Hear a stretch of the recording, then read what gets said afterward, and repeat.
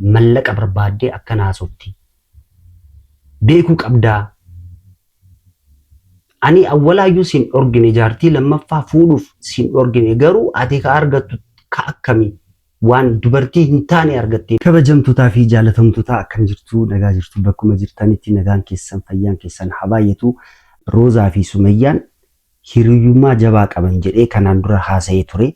Wanta jiru takka takkaan isiniif ibsaa. Haga xumuraan wajji tura. Subscribe, like godhuu keessan hin dagatinaa. Hawwii wajjin jiraachuuf waan hundaa sirreessaa jira garuu Sumayyaan illee wanta kana keessatti wanta beektu waan jiruuf waan isin dubbattee hin jira. Maal dubbattee awwala viidiyoo laallaa jechuudha. ገፋሃት እንጂ አልገፋችም። እሷ ምክንያት ስላላት ነው። አንተ ያለ ምንም ምክንያት ይችን ሴት ለማግባት ደህና ሴት እንኳን ለማግባት ይችን ሴት ለማግባት ብለ ሮዛን አልፈልግም ማለት አሁን ደግሞ መልሰህ ነይ እንደዚህ አድርግልኝ ነይ እንደዚህ ሁኚልኝ ነይ እንደዚህ ሁኚልኝ ብትተዋትስ? አሰላሙ አለይኩም ወራህመቱላሂ ወበረካቱ። ሰላም ሰላም፣ እንዴት ናችሁ? በያላችሁበት ሰላማችሁ ብዝት ይበልልኝ። እንግዲህ ዛሬ ደግሞ ማለት ነው እንዳያችሁት አቶ ሰይድ ሚስት ልበላት ምን እንደምላት አላቅም፣ ብቻ ግን እየፈተናት ሰርጉ ቀረባት እንግዲህ ማለት ነው።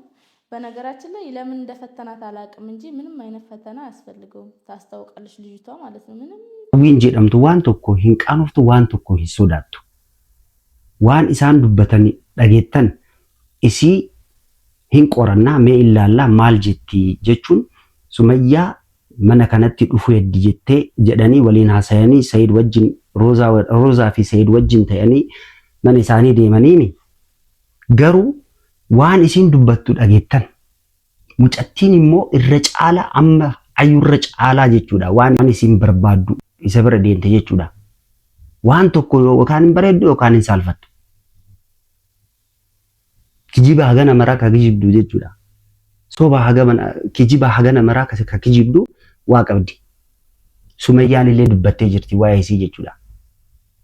Garuu Sayid dogongora guddaa keessa jira, gizee hunda hin jira, ammas dogongora guddaa keessa jira. Maaliif Sumayyaa fi Sayid akka waliin hin argine, ijoollee isaa akka hin argine irra caalaa amma balbala cufaa ka jirtu eenyu Hawwiidha.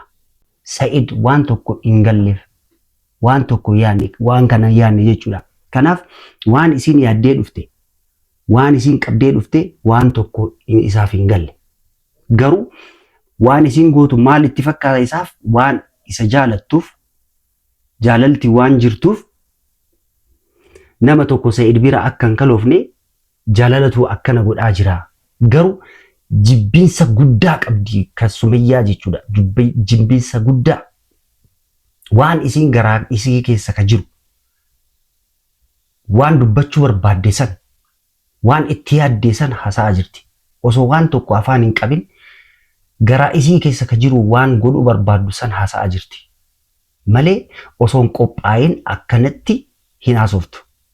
Garuu kuni maal jechuudha ari? Maal jechuudha? Namni wallole yookaan immoo namni addaan ba'e waliin deebisuu malee akkanatti dhara yaadanii waliin godhuun maal jechuudha?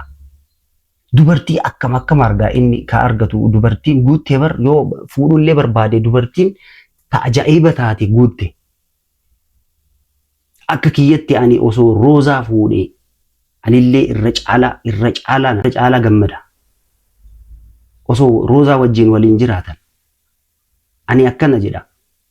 Garuu waan Sumayyaa dubbatte immoo dhagaa ማለት ይሄ ቪዲዮ ቢያንስ እንኳን ካሜራውን ስታስቀምጥ አስመሲ ከዋሸክ ላይ ቀር በቃ መዋሸት አስመሲና እኔ ምንም አልፈልግም ካንተ በይ ቢያንስ እንኳን እንደዚህ ብትላት ቢያንስ ከመጀመሪያው ጀምሮ እኮ ማለት ነው ልጅቷ አንተ ነክ በቃ ስለ ልጅቷ ገንዘብ አትፈልግም፣ ልጅቷ እኔን ብቻ ነው የምትፈልገው ምናምን ትላለህ። ልጅቷ የምትፈልገው ገንዘብና ገንዘብ ነው። ልጅቷ ሐሳቧ ሌላ ነው። akkanatti fuula kennite isii wajjin akkanatti ta'uu keerra osoo Roozaa wajjin jiraattan silaa anuu hin gammadaa jette kun hiriyyaa isiiti. Garuu ijoollee mucattiin taane wajjin jiraachuurra Roozaa wajjin situ dhiibe malee roozaan si dhiibne waan tokko sin goone situ dhara itti yaade rooza irratti malee isiin si dhiibdu turte silaa si wajji jiraatti waan natti himtee hin jira ani waan beeku hin jira malee roozaan silaa si barbaaddi si wajji jiraachuullee hin barbaaddi turte situ dhiibe malee roozaan waan tokko sin goone waan ati hin beekne waan roozaan beektu waan jiruuf sin barbaadu sin jettee jedhaa jirti. Sumayyaatu jedhe anaa miti. Garuu akkanumaan gubataa malee mucattiin arrabni siin danda'amu. Hin gubataa malee mucachii wajjin nagaa akkanatti nagaan jiraachuuf nagaan hin jiraadha. Isii fuudhee akkanatti jaartii lammaffaa jaartii awwalati argadhee isii wajjin hin jiraadha jedhee mucattii tana yoo wajjin itti fufe jechuudha.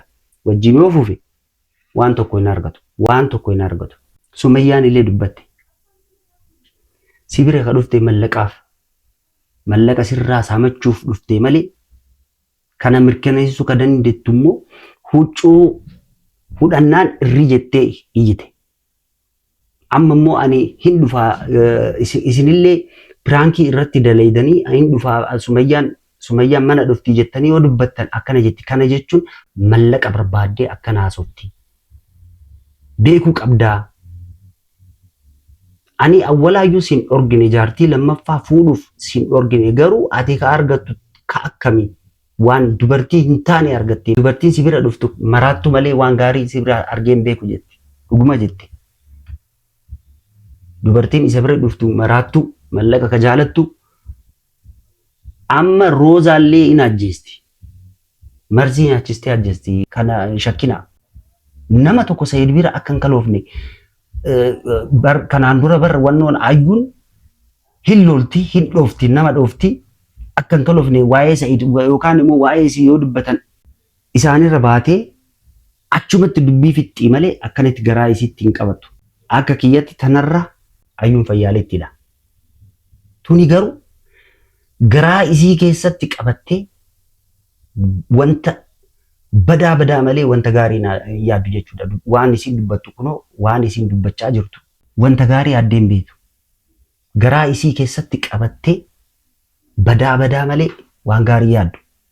Isaan dubbatanii dhufan garuu ka isin dubbattu afaan Amaariffaa hin dandeettu jettee yoo haasoftillee alalalala jedha haasofti irratti alalala jennaan roozaan wannoo qamalee taate ka.